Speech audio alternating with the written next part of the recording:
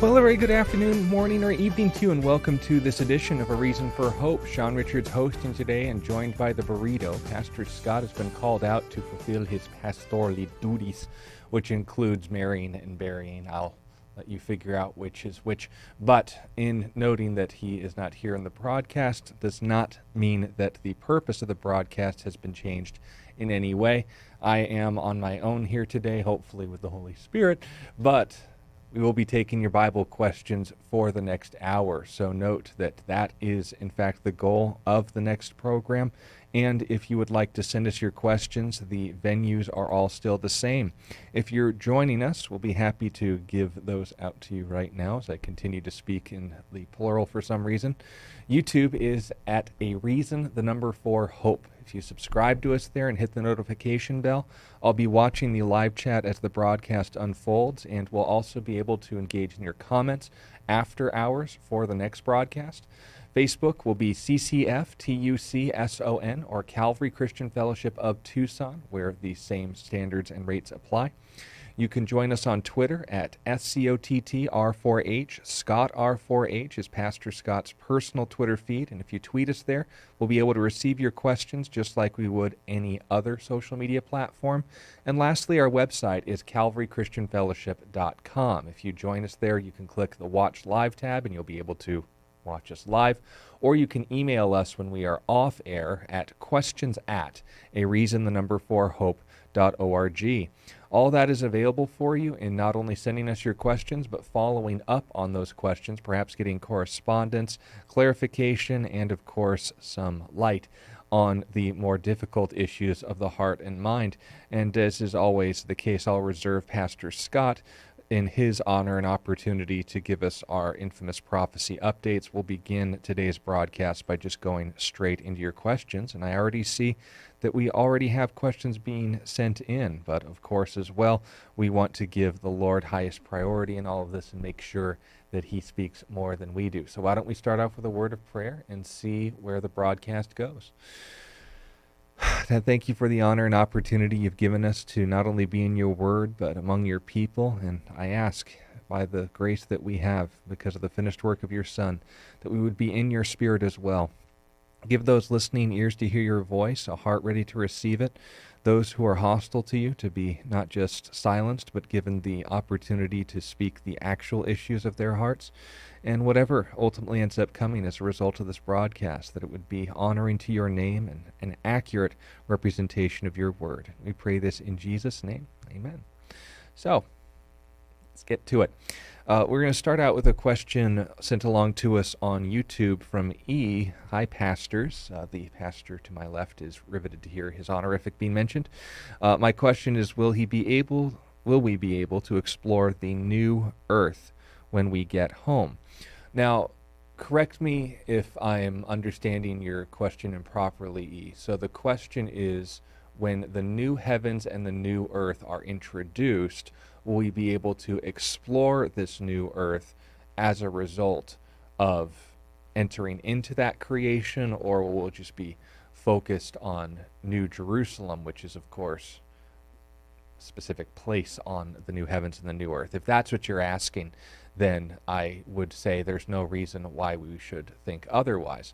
I think the only objection that people would have to that, and this is of course coming from a plain reading of Revelation chapter 21, when the new heavens and the new earth are introduced, when the old heavens and old earth pass away, this universe that we take for granted is governed by laws like entropy and contaminated with sin. 2 Peter chapter 3 emphasizes very plainly that this heavens and earth that we know, this known universe and the planet that is specifically designed for our form of life, is of course going to pass away with a great noise and fervent heat. And we see the Apostle John echo this in his observation and the vision that he was given to see where ultimately all of this is headed. Now, the new heavens and the new earth, obviously, John himself was given the opportunity to explore it a little bit. He said he saw no sea in it, which Pastor Chuck made the observation grievously since he was a avowed and fan of surfing. But nonetheless, the idea and mindset of even exploration of this universe is limited because, first and foremost, it's a very dangerous place, not because God forbids it. As far as observation in telescopes and light, we note that in the Psalms there's this constant reflection upon the glory of God's creation and noting the vastness of this universe as just one more reminder of something as close to something infinite, something beyond us, as we could possibly get in a finite universe. And for atheists that will misrepresent me, no, I'm not saying the universe is infinite. I'm saying that it is much bigger than us, and that would point us to a God who is also much bigger than us. The echo is in the theme.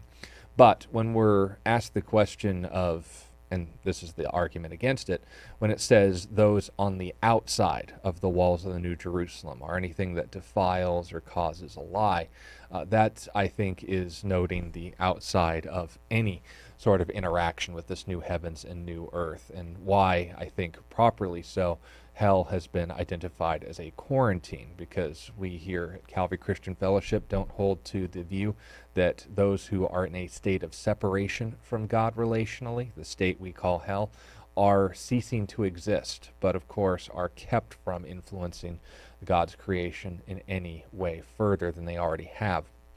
And knowing the new heavens and the new earth will be where righteousness dwells, according to the prophet Isaiah, there is no reason to note why our opportunities for investigation, exploration, and knowledge would be limited, even then noting when we say, oh, well, didn't God limit Adam and Eve's capacity to enjoy the original heavens and earth when they, of course, were in the Garden of Eden and told not to eat the tree of the knowledge of good and evil? Well, notice there was only one limitation, specifically that denoting their relationship with God. Every aspect of the garden was something for them to freely eat, enjoy, tend, exercise stewardship over, and naturally to enjoy, as we said. So the idea of it being limited, you'd have to infer a lot of negatives that just aren't justified in our understanding of the new heavens and the new earth. And if you want to read up more on what that will all entail, I recommend, just as follow up on quiet time, read the book of Isaiah, chapters 64 to the end of the book, 66 specifically. It'll note some cross-references, but this is, again, a passage that notes that. As far as the flora and fauna, there will be a obvious carry over in the millennial kingdom into the new heavens and the new earth. But Isaiah chapter 11, and noting Messiah's reign, and noting that he will also join us in the new heavens and the new earth. There are passages in Ezekiel, which again are foreshadowing the new heavens and the new earth and referenced in their fulfillment in Revelation chapter 22. But Revelation chapters 21 and 22 give us the most explicit details about what that existence is like. And the main focus is that of the city of the New Jerusalem. That's where we get the idea of heaven having its streets made of gold, but the difference is this gold is described also like transparent glass. So it's not comparable to anything that we see here on this earth. And there's also the interesting facets of there being no more curse, and the implications of that, when read alongside Romans chapters 7 and 8, are enormous in considering not just Eden-like conditions, but also noting in our hearts we won't have that default status of wanting to rebel against God, and that's something all of us are looking forward to experiencing even on its own, let alone seeing Jesus there. That's what's going to make heaven heaven. So note that, Revelation 21 and 22, Isaiah 64 through 66, piecemeal in the end of Ezekiel, chapters 40 onward, and that would more be a note of the millennial kingdom, but that would be the note and emphasis as far as whether or not we could explore things. There would be no limitation on that. That would be my answer to that question, E. Let me know if that helps you out. Thank you for starting off the broadcast with the opportunity to focus on our heavenly hope. So continuing on, we've received a number of comments throughout broadcasts past, and we've stored these for later use. I don't know what it was, but last week we got a massive influx of some very ill-tempered atheists, but we'll nevertheless address the questions since you're going to be hearing this stuff too. This first objection came from a man by the name of Kenneth, who made a very common comparison and accusation regarding the nature of salvation, that as it's oftentimes portrayed, so a woman gets assaulted, the person who assaulted her just prays a prayer, he goes to heaven. The woman who gets assaulted doesn't receive Jesus, and then she has to spend an eternity in hell. This would be a critique of God's justice. Kenneth made a more apt comparison to the Holocaust by saying, so you're saying that Eichmann, the man who created the ovens, who took the lives of some 10 million people, as well as 6 million Jews, went to the gallows. He met a minister. I suspect he expressed his belief in Jesus and is now saved. The little Jewish babies, the infants, men and women who thought the idea that God could be incarnated in the flesh a little far-fetched, they are all burning in hell, some merciful God. Now, obviously, there's a lot of manipulative language in this, and we'll see more of this as we go on, emphasizing the innocent babies and noting God will judge them because of what they did to Jesus or didn't do regarding their perspective of Jesus, whereas they weren't involved in the crucifixion, yet God is judging them for it. Meanwhile, the person who inflicted so much earthly harm on them, that is Adolf Eichmann, before he went to the gallows, he met a minister. He then notes parenthetically that he must have prayed the prayer, so now he's in heaven. Meanwhile, all the Jews he killed are in hell. Seems like God should have thought this through as far as his justice system. Well, there's about 30 problems with that statement, which is, I think, a new record. But let's take this apart piece by piece. So you set up an imaginary or unverified scenario. This is the first challenge, I'm speaking to my fellow Christians here, that you need to draw attention to as far as a critique of their critique. What they're pointing out isn't something that has actually happened. They're speaking from the perspective of observing that God has judged someone, being the victim and the victor, the oppressor, the bully, who has been judged positively by God because he received a relationship with Jesus. This is a fictional scenario, so you can't actually note this is how God judged them. Then applying it to victims who, in spite of the harm inflicted upon them, are noted as total blank slates otherwise, and entirely innocent and guiltless before a just and holy God. And as a result of them not believing in Jesus, these perfectly beautiful and wonderful people otherwise, because of your philosophy, the victim is completely innocent and benevolent. The oppressor is the only one who could have any fault directed towards him. That's not Christianity, that's Marxism. And also noting as well, you note that it's rumored that he met a minister, and also rumored, so we have a rumor upon a rumor, that he converted, came to a saving relationship with Jesus Christ. So we have 3 tiers of fiction at this point. I'm sure that we'd have some Inception noises playing if we could get the copyright claim for it. But your fiction upon a fiction of a fiction is what's necessary for you to paint a picture of God somehow being unjust. And the deeper you go down this rabbit hole, to keep with the references, you find more and more and more factors being left out as far as the sort of things that the Bible actually says regarding God's justice. But let's play the tune. Let's dance the fiddle. Let's weep for the dirge. What is actually being argued here?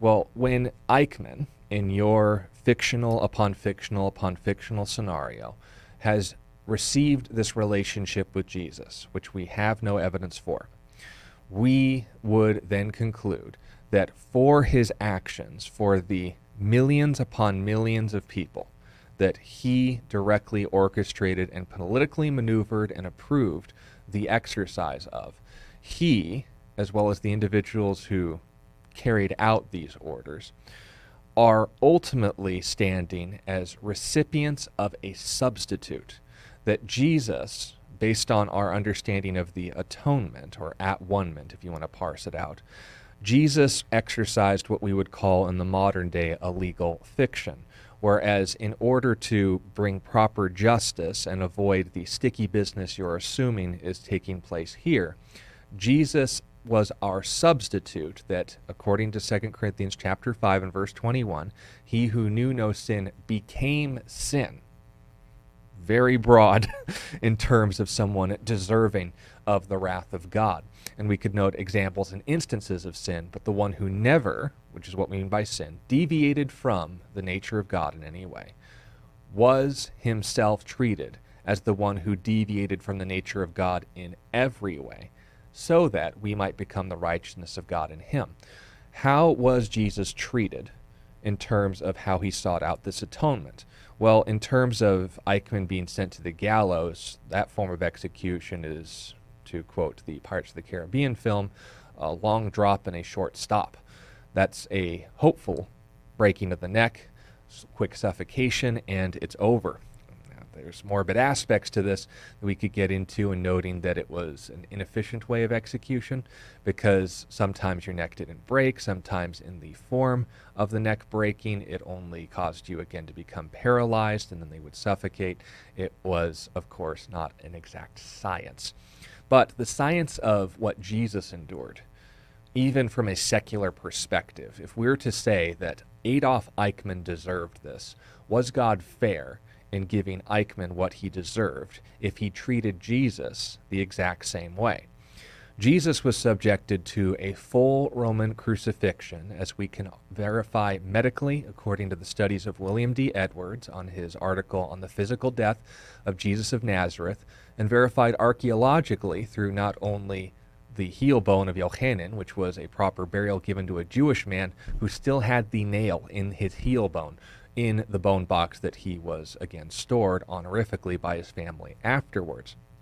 We also have writings in and outside of the Bible detailing what a Roman crucifixion involved in Flavius Josephus's Antiquities of the Jews and in Julius Caesar's Gallic Wars, where upon a 3-stage process they perfected, not invented, but perfected the concept of the most brutal method of torture ever devised by human beings. The first stage, what was called, according to Julius Caesar, the half-death, or the scourging. The goal of this was to weaken the victim to the point where they would be completely incapable of fighting by the time they were brought to the actual cross. Now, the scourging, of course, as was portrayed fairly accurately in the Passion of the Christ, involved a trained Roman torturer who was called a lector to specifically and uniquely drag what was called a cat of 9 tails, a strand of 9 leather bands that had incrementally metal dumbbells to bruise the flesh, and pieces of glass, animal bones, teeth, the like, and to strike them on outward angles going away from the spine to the point where soft tissue and even organs were reported to have been exposed. Now, the reason this is the way it started was, again, as I mentioned, not just to cause blood loss and trauma, but to essentially get the victim to confess under the oh-so-reliable method of torture. And that, of course, wasn't the end of it. Generally, they would limit to 39 lashes because most didn't survive 40. Most people died as a result of just this first phase, but it wasn't even limited to this scourging.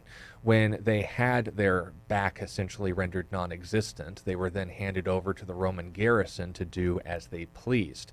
According to the eyewitness accounts of the events themselves, Jesus of Nazareth, in the place of Adolf Eichmann, was put in a position where they mocked him, beat a crown of thorns, and the specific brand of thorn bush they would have access to would have been around 2 to 3 inches each in length. It's not comfortable. And also noting head wounds produce a copious amount of blood loss, which would have further weakened Jesus. Also placed a velvet or scarlet purple robe on his back, which he would have acquired when he was also previously beaten before this Roman crucifixion, and handed off to Herod's courts, who then sent him away with said robe. Now, I've had a comparable, not in scope, but certainly in concept, experience to this, in that I got a burn on my left forearm, and I still will have a scar left there till my dying day. But in this burn, it ended up being a 2nd-degree burn, and when I went for a run set late into the night, I wanted to keep it cool and free from the infections and interactions of bugs. So in my wisdom, I wrapped a sock around it. Now, as I was making my way through about the 3/4 mark, I managed to go to a Circle K, wanted to fill up my water bottle, and, giving the chance for my wound to, of course, get a little fresh air. I had been running for about 2 hours at that point. So when I loosened the sock and tried to get it off, the sock had actually sunken into the scab, which again, of course, had formed over my burn. And I had to tear the thing off in order to get it out of my body, and the blood loss was dramatic. I was fortunate that the only person present at that Circle K was a combat veteran who was getting ready to join the Border Patrol. He appreciated the fact that I had given him something to do. Didn't unlock any trauma for him, at least. But in noting that this non-existent back that Jesus was now having to cope with, and then having cloth placed on it, being beaten for a period of time in the head as well, having these spikes pierced into and dragging across his skull, and then tearing the robe again off of him. Oh boy, I would have related to the sensations, definitely only in one spot of my body, but that would have been horrifyingly gory. So then, after the first main stages have been done, they would then exercise what was called the Death March, where his crimes were paraded in front of him and was required to march a full mile through the city, not just to humiliate him and serve as a warning to anyone who would be willing to exercise the crimes that he was now being punished for, but also to exhaust him, because in this blood-lost and beaten and abused state, Jesus would have been completely unable to fight back when they finally got to stage 2 of this. Yes, we are still in stage 1. Then, after the death march, they would, of course, bring you to a public place, usually by public roads, so that people would know the Romans meant business in enforcing their laws. Jesus' crime personally was only the fact he was the king of the Jews, which, as an accusation, may gain some traction on social media today. But nevertheless, the Pharisees weren't fond of it. Pilate got that in as one last jab. But let's say on that title list, listing his name, we have Jesus standing in the place of Adolf Eichmann. I'd say so far he's been treated pretty fairly as far as what that man inflicted upon the world, but noted that that wasn't even halfway done. Then, upon the introduction of stage 2, we note from William D. Edwards' medical examination of what a Roman crucifixion entailed, what they would do is they would take these giant nails, and I mean, I'm not talking about like, the little Home Depot millimeter, thumbtack kind of issues. These things could probably have the same kind of width as one of your fingers, and they would jam this in between, and when it notes it pierced Jesus' hands and feet in Psalm 22 prophetically, anything above the elbow was considered the hand. In order to support the weight of Jesus' body, it would have had to have been below Jesus's actual hand bones and above the forearm, where of course these joints connect. Now again, I'll continue to share morbid medical experience with me. I received an injury, I am not at liberty to tell you how at this moment, where I nicked a radial artery, and as a result of that in my right forearm, on top of involuntary twitch, when I press on my palm, I can still feel the scar tissue on one of my tendons, and that's actually going to be something that's going to cause complications later in life. So good thing I'm ambidextrous. But as this, again, was to be done, the piercing of this would destroy your hands and as well pierce what was called the median nerve. Now, this nerve ending wasn't just something that you would nick and, of course, have the end subside to it. It's the same kind of experience that when you hit your funny bone in your kneecap, that exposed nerve of even having the suggestion of vibrations around it takes the wind out of you. Imagine having that pierced with a nail and your full body weight hanging from it for prolonged periods of time. They also would pierce your feet together on a step that would, of course, support the body's weight, not just to torture you, but actually to keep you alive. Because you see, when that footrest would be, of course, securing you to the cross as well, that would be the only means by which you could breathe. And there's been medical analyses of people who have died as a result of hunting platforms, where they ended up falling out and getting stuck or forced into some sort of position. And you can try this on a pair of monkey bars if you ever get outside the house, where if you hang outward in an extended arm position for periods of time, you'll notice that your back, your the scapulas on your back will press against your lungs, and there's obviously more in-depth medical descriptions for it. But the reason for that is because, again, your very shoulders are going to be pressing against your lungs so that you're unable to breathe properly. The only way that will allow you the opportunity to inhale and exhale is by pulling up and down again and again for every inhalation and exhalation, while you have a non-existent and brutalized back against your median nerves in each of your arms, and all at the same time having the inability to shoo away any bugs, wild birds, and of course having to deal with this in a state where you are utterly humiliated and in agony. They actually invented a new word for pain that involved the type of pain people would experience in the crucifixion. Excruciating means literally from the cross.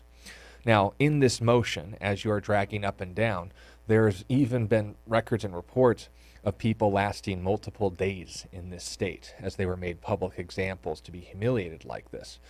And critical scholars of the Bible have gone into the historical accounts and noted that as they were being left to die, the Romans wouldn't intervene until you stopped moving. That was the summation of stage 2.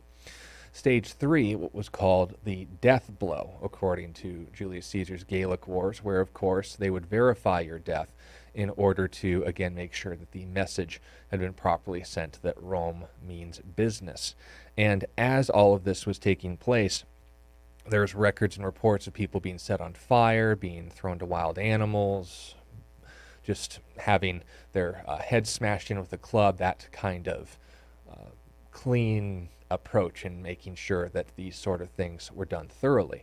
And according to not one but 4 different eyewitness sources, we are reported that a Roman spear pierced Jesus' side and blood and water flowed out from it. Now, the medical analysis of this is noting the separation of the plasma from the fluids that, of course, blood settles in, which means that his heart had not only stopped beating, but it had actually ruptured.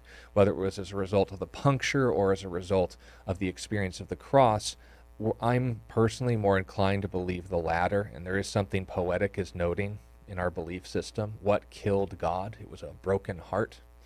Nevertheless, when that spear pierced Jesus' side, that was in order to verify his death and, of course, fulfilling the prophecy that not one of his bones would be broken. It's also noting as well that as Jesus was enduring the second stage, the physical aspect wasn't the last of it, because according to the prophet Joel in the Jewish Old Testament, there was a note and a theme of understanding that the time of God's wrath on this earth, the existence, presence, and concept of hell, when God is looking at you and enacting all sorts of ill will towards you, upon you, and at you, that is noted as a time of darkness and great distress. And it is no accident then that in especially the biographies of Matthew and Mark, that Jerusalem, the city in which Jesus was executed, went dark for the hours that Jesus spent on that cross before he breathed his last. That was noting the condition that Jesus endured on behalf of Herr Eichmann in order to make sure that everything that someone who would have orchestrated the millions of deaths that you are presenting rightly deserved. Now, we note that Jesus' motivation for this wasn't because he and the Father and the Spirit drew straws and he happened to be the unlucky one. It wasn't as a result of what is often accused by your community, an example of cosmic child abuse, where God enacted this on the Son because it had to go somewhere and he cared about the human race more than Jesus. According to the followers of Jesus themselves, they took away from knowing him personally that it was a joyful experience for him, not because of the experience itself, but because it would result in potentially making it possible for someone even like you, Kenneth, to have a relationship with him again. Even someone like Eichmann, because according to the book of Romans, we're told it was when we were his enemies that God gave his life for our redemption. So we have pretty much the most graphic, prolonged, and brutal method of execution, not in the gallows, but something that we would say would be sufficient for a monster like Adolf Eichmann and everyone else in his community and those who are enacting it still in this world today. And I say that without any fear of clarification or compromise. So in this note of everything that Eichmann deserved, Jesus took that as a system of justice and substitute. God did not hold back. Then, upon this fiction upon a fiction of a scenario of noting Eichmann before God had everything he deserved done one way or another. You then note that every single Hebrew ethnically who found in your words, not mine, the concept that God could be incarnated in the flesh a little far-fetched. Well, I don't know how familiar you are with the Jewish community and the Jewish scriptures, but even the secular Jewish community and the mystic and Kabbalic Jewish community are all completely in favor of the concept and idea of God entering into this world in human flesh.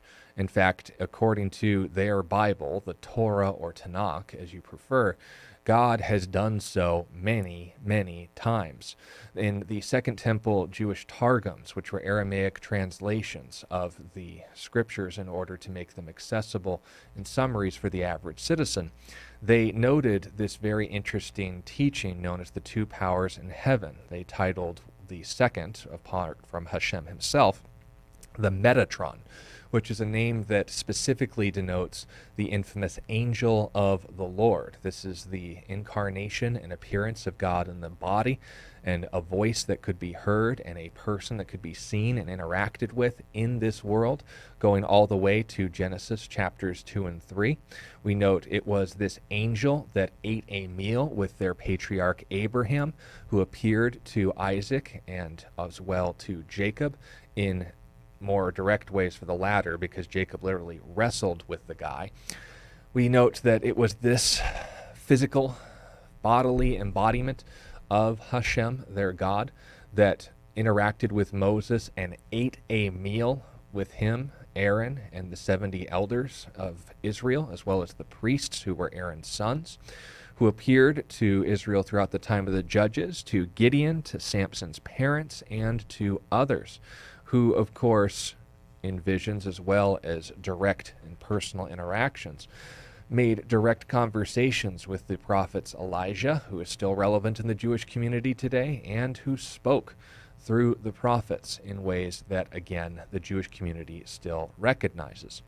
Now, just like Christians, there are going to be some who spiritualize aspects of this and others who don't, but your characterization of what ultimately condemned the Jewish community to hell as a result of not only enduring the Holocaust, but compounding upon it the injustice of God by sending them to hell on top of that, is in direct conflict with what's actually true of the teachings of Judaism. The fact that they simply don't recognize Jesus as this Metatron is not the reason why you again present them as unworthy of the love of God. Because once again, in noting the mercy that he provided to Eichmann in this already fictional scenario, the Jewish community also being accused of thinking God can't incarnate, being far-fetched, is also a fiction, because the Jewish community, for the most part, even today, with the exception of the secular community within them, like yourself, would not have a problem with that mindset given a plain reading of their sacred text.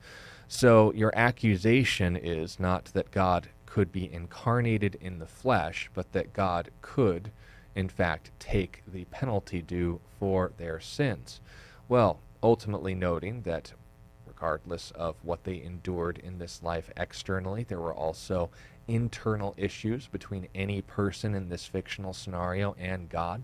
Yet even noting Elie Wiesel in his first-hand reports of his experiences in the concentration camps of Eichmann's design, according to your accusation, were in fact reflective of his history. Though he himself was a Kabbalist and took more of a spiritualized approach, he found that God's sufferings alongside his people were most personified when he saw the German soldiers practicing with their bayonets on Jewish children, which is a mark of cruelty for the Germans. not for their God. In fact, Elie Wiesel recognized the sufferings of these children as an example of their God's joint sufferings with his people. So the fact that they also recognized that God didn't distance himself from their pain, but voluntarily became a part of it, that throughout history and in Christian and Jewish theology, God is capable of entering into human flesh, and that the Christian recognition is that the promised Messiah who would take away the sins of the world, according to Isaiah chapter 53, Jewish scriptures, not Christian, well, also Christian, I should clarify, ultimately brought it back to one important theme, and that is what? That in this fiction of a fiction of a fiction, Eichmann got exactly what he deserved. And if he had received Jesus, then Jesus fully received everything that Eichmann deserved. These crimes weren't unanswered for. That every single Jew, regardless of your mischaracterization of their religion, community, and history, were on an individual basis all dealing with the fact that they belonged to God and were the target of people like the atheist communities that dominated the National Aryan Socialist Party. And also building on this point as well, when you condemn the mercy of God with an example of it, and note especially that babies are going to hell, why is it that you, in your accusation against the atonement, your revision of history, your mischaracterization of the Nuremberg trials, and more, all has to be topped off with a misrepresentation of the very words of Jesus, whereas in your critique of us, that we believe that God incarnated in Jesus of Nazareth, we ultimately see the very words of that infamous rabbi saying, "Do not forbid the little children, but let them come to me, for such belongs the kingdom of heaven." And this is reported in the gospel accounts of Matthew and Luke. So, Jesus notes that the kingdom of heaven, the presence of God, is due and full of people who are, again, like the children that you assume he would send to hell. First mistake. Second, you base your argument off of a contrast that is fictional on both accounts, that the belief that the Jewish community wouldn't believe that God would incarnate in the flesh and think that it's far-fetched, and that's the reason why God would send them to hell. They do believe that to this day. And Eichmann receiving a saving relationship with Jesus, not based on evidence, but upon your hypothetical, will only bring us to a hypothetical end, assuming that every single error and mischaracterization, every single blasphemy and disregard for not only history, the sufferings of the Jewish community, but even basic Christian theology. What ultimately are you even asking? I'll leave that to follow-ups at another time. But the reason why I took the time to make sure that all of this was properly understood isn't for Kenneth's sake. I know that he checked out of this a long time ago. It's so that you all understand exactly what we're talking about when it comes to the level of love that Jesus has for us, and that as what was demonstrated in the cross, the horrors of the Holocaust is something that he himself is as much grieved at as we are. But the fact that there is a world in rebellion against him is no more a mark against him than the fact that a good parent, despite all of their efforts, still allows their children the liberty to make their own mistakes is not a basis to condemn him, because of course those actions are made in contradiction to his nature, not in line with it. Can't condemn him for the things that aren't done by him, aren't done through him, and aren't done as a representation of him. We're going to, in the next 2 weeks, be dealing with the only, one of them at least, respectable objection to Christianity regarding atheists, and that, of course, is going to be the problem of evil. I'll deal with the problem of natural evil first, since that's the stronger position, and then we'll deal with nonsense like this in order to actually bring home the number of assumptions that are being brought along with this that ultimately aren't actually what the God of the Bible is described to be, where his priorities are at and what he's actually promised us, in order to either be held to a standard he isn't due to be kept, or to be demanded to be fit in a box that an atheist has predetermined for God is the only reason he'd be accepted as good, and much like previous questions we've dealt with on the broadcast before, ultimately left with the intellectual capacity of a spoiled brat saying my parents don't love me because they didn't give me exactly what I wanted when I asked for it. This is pathetic. But let's get back to some more meaningful questions. Got a question from our brother Mike, who's listening to us from across the pond. He wants to know, what happens when we die as believers? Is our sin nature destroyed or removed, and how exactly are we made perfect? Well, fantastic question, Mike. As far as what we're told about the nature of the resurrection, there's two main passages to keep in mind. The first and the most significant is 1 John chapter 3, verses 1 through 3, where we note in summary that when we are resurrected, when we see him, we shall be like him. Now, he, Jesus, as the model and pattern for us, his resurrection body, wasn't a disembodied spirit. When he appeared to the apostles in John chapter 20, which is the second verse to keep in mind, his appearance to the apostle Thomas, and of course the apostles as a whole, individually and in groups, emphasized a spirit does not have flesh and bone as you see that I have. So the idea of us leaving behind bodies, that the issue is in our physical flesh, is a non-starter. So what changes then about our flesh in the nature of your question? Well, it's conformed, literally remolded, into the image reflecting the characteristics of Jesus, who, and I quote, did all things to please the Father, who, according to the eyewitness of his resurrection, the Apostle Peter, had no sin, nor was deceit found in his mouth, that will reflect and enjoy the same relationship that Jesus had with the Father, as we note in John chapter 17, where he noted the glory that he enjoyed with the Father from before the world was. He had that eternal relationship. Now, we won't obviously share the glory of God, but we will enjoy fellowship with God, as Jesus has enjoyed with the Father eternally along with the Spirit. So, in the fellowship that we have with God, the same relationship, the perfect relationship, the complete and without flaw, without veil, without any other pretense, we stand before the glory of God. There is an act of supernatural transformation, not of a removal of our physical body, but the alteration and resetting of our body back to what it originally was, the Adam and Eve template, where they could enjoy the relationship that we were all created to have with God, in order to, again, do so without the effects of the fall, and that state, of course, that we would know as hell, having a fallen nature and rebelling against God, yet eternally exposed to his goodness and glory. The second thing to note about this is not just noting being transformed into the image of Jesus, that he is our template and idea of what our new bodies will be like, but also our new natures as well.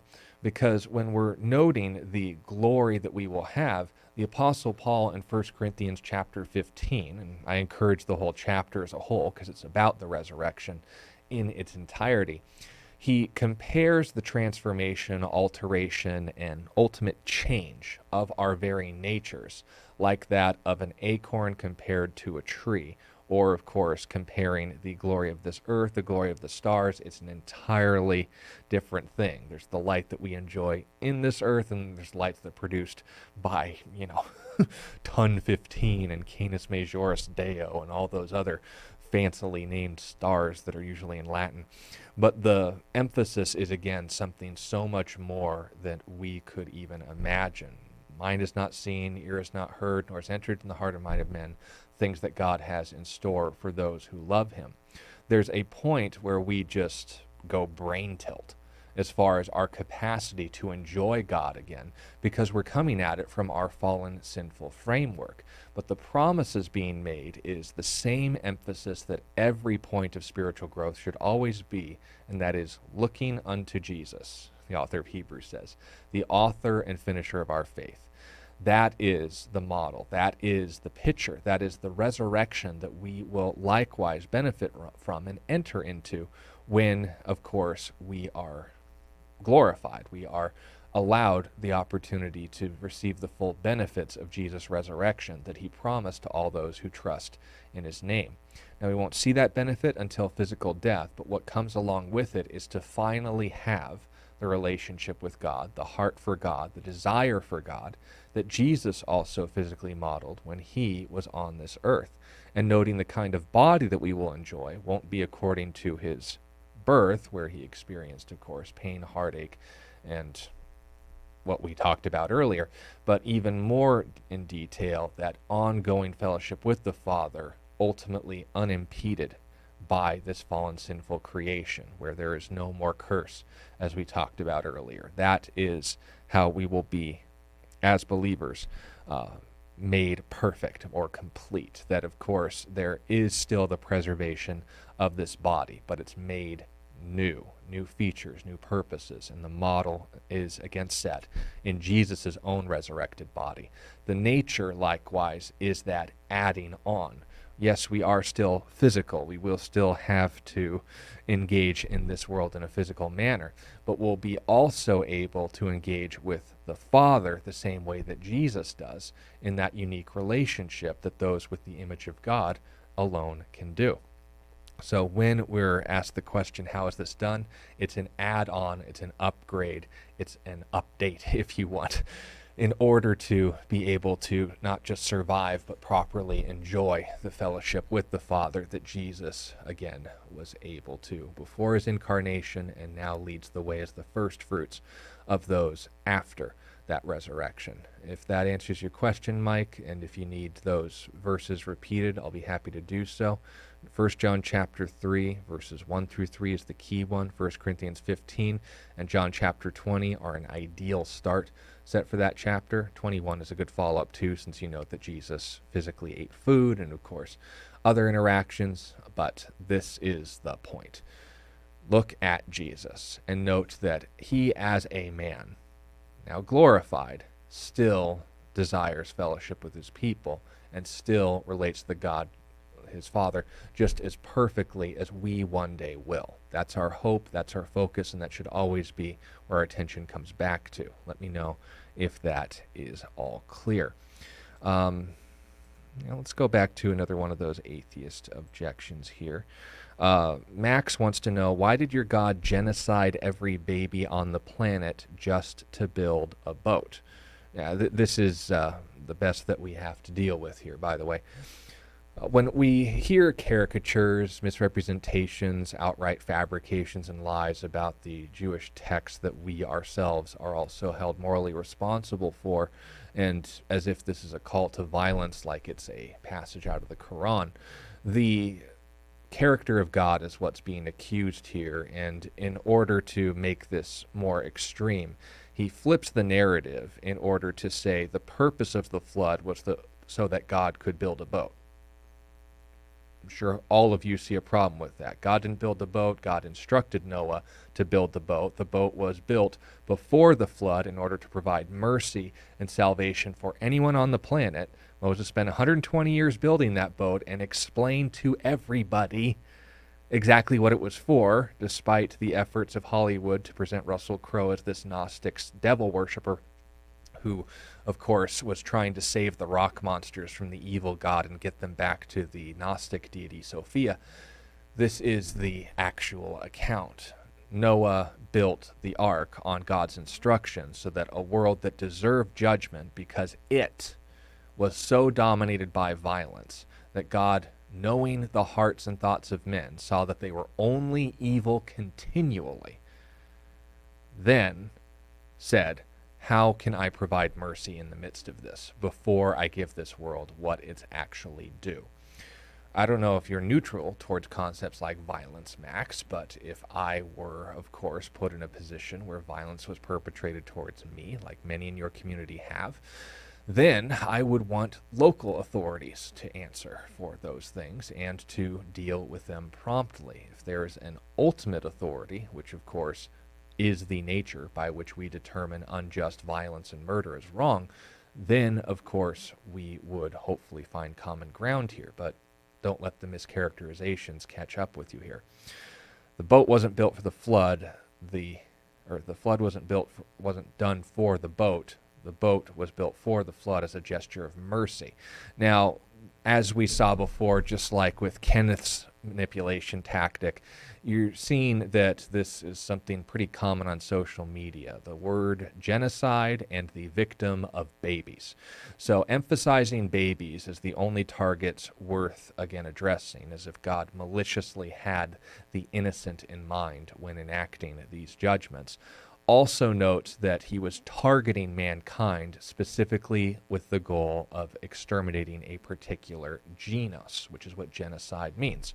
Now, we hear that word a lot, and it's most ironically being leveled against the community that's endured multiple genocides at the hands of Islamist, Marxists, and atheists, but that is neither here nor there. They just say, oh, well, more than one person got killed, a Jew fought back, this is genocide. Genocide, or mass murder, specifically noting and targeting someone's genus with the goal of exterminating it, isn't done through killing, causing death.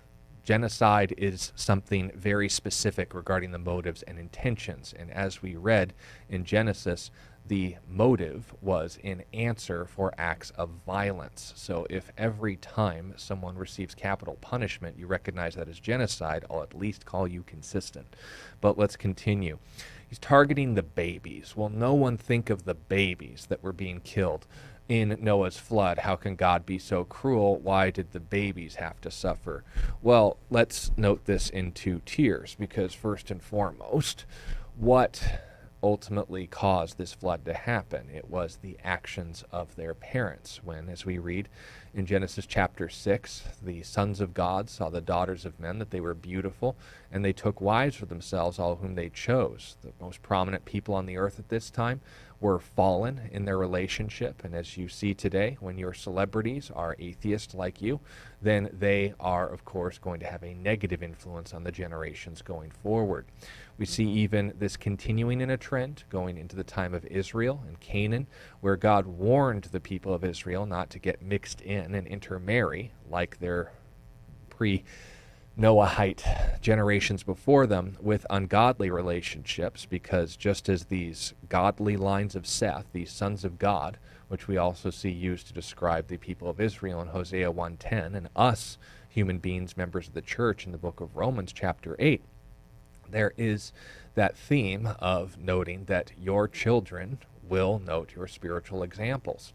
And when we saw that, as in the times of Noah, people's thoughts and hearts, all of them, were only evil continually, what would make someone in the position of a human being unjust in causing the life of a baby to be considered a just victim?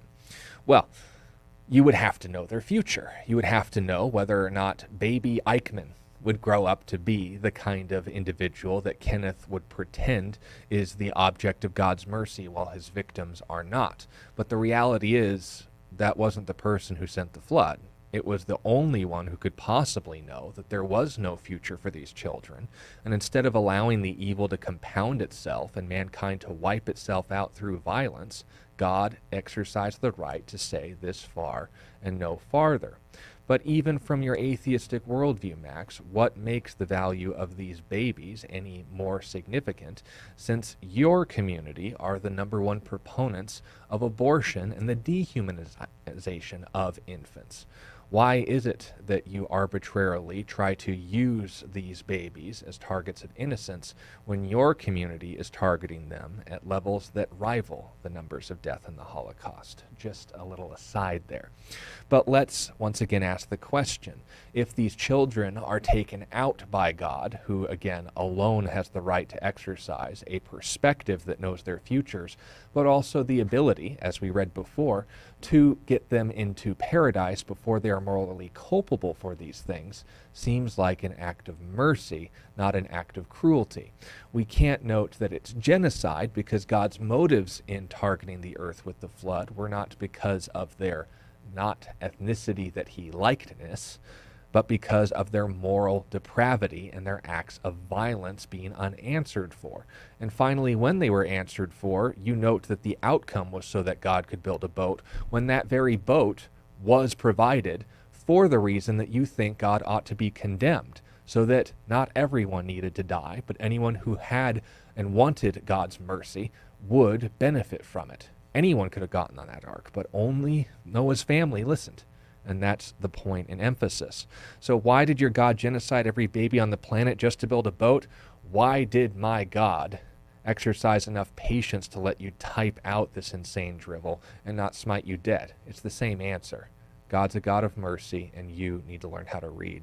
We've got a few more minutes, so let's see if we have any more time or will. I think I can exercise that. Let's see. Oh, he is back. I got a follow-up question from Kenneth, not addressing anything that we talked about, but his latest copy and pasting. They've heard this before. If God is so powerful, can he make a rock so big that he can't lift it?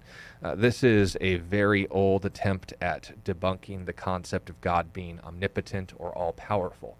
They misrepresent the term, like we saw in their handling of the Jewish Bible, in order to say, so God can do anything. So can he do something that is absurd, like make a square circle, or as an all-powerful being, make something more powerful than him?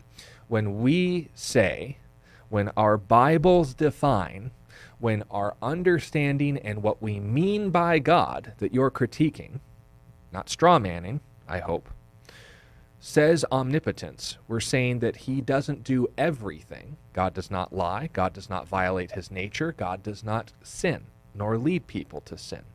So there are limits to God's abilities, not because of weakness, but because that's his very nature. God is by nature all-powerful. So for him to then make himself not all-powerful or something more powerful than him would be to ask him to violate his nature. It's like arguing, well, the only way for you to exist is for you to not exist. If you can't not exist, then that means that the concept of existence is foolish. I'm sure Greek philosophers would probably have a heyday with that nonsense, but the argument is just as incoherent. God, the thing that lifts all rocks, can't lift all rocks unless he can make a rock that he can't lift. You're asking him to violate his nature. If you want to criticize Christianity, Judaism, or any concept of God, you need to first understand what we mean by that term. To make up your own terms and then criticize us on the basis of something that we don't even believe is called a straw man fallacy and is not going to accomplish anything in these conversations. I hope that you all have benefited from this in some way. Look forward to seeing you all tomorrow with Pastor Scott and Adrian Van Bacter at the helm. Till then, God bless you. See you all tomorrow. You've been listening to A Reason for Hope.